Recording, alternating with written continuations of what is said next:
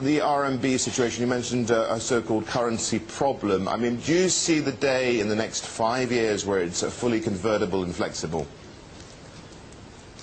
Well, you're talking to a person who's quite old. If I'm around in 5 years, I'd like to think that that is the case. I think we've all got to move towards that opportunity, and I think the challenge also is whether we should move towards an international currency, because the speculation and the complexity of currency has caused some of the irritation, not only among the trading nations, but among individuals. But it's not for me to say how it will happen, but I think everyone who knows how to deal with these situations is very cognizant of the problem it takes to get over it, and I think the RMB will become more convertible. But when it'll come, that is a matter for, obviously, the powers that be. I want to just change tack slightly. Of course, China's seen, central China, parts of central China, seen the worst drought that they've had in many decades. Now, you've got this investment with your wife in Weather Central. How could that actually help out in terms of planning for things such as droughts?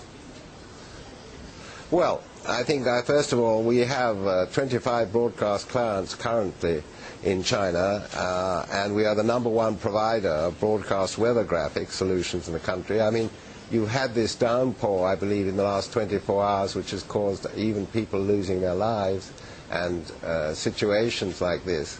With the detail that we can put up through the technology that we give to the various weather stations, this makes people more aware of it. On the whole, it's a question of giving the opportunity. I mean, we have also launched an operation called My Weather, which gains access to the first truly personalized weather application for the web and mobile devices. You can go up on myweather.com and you can find out within a kilometer of where you are what is going to happen to the weather. It also gives a 10-day forecast. I think we've got to be aware that we're living in a time, I'm not going to get into the subject, which is a huge subject of climate change, but we do have variations of all sorts around the world. Certainly in England we have very precarious weather. We've had a drought up until about 10 days ago.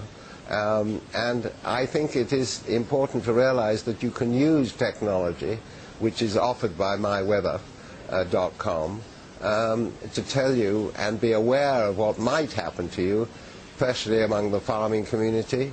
Also, we are very interested in helping wind power because it gives... Sorry? Sir Evelyn, we're just running out of time, but I wanted to thank you for stepping into our offices there in Beijing. Thank you very much indeed, Sir Evelyn. Well, I'm very honored that you gave me the opportunity, and I thank you very much.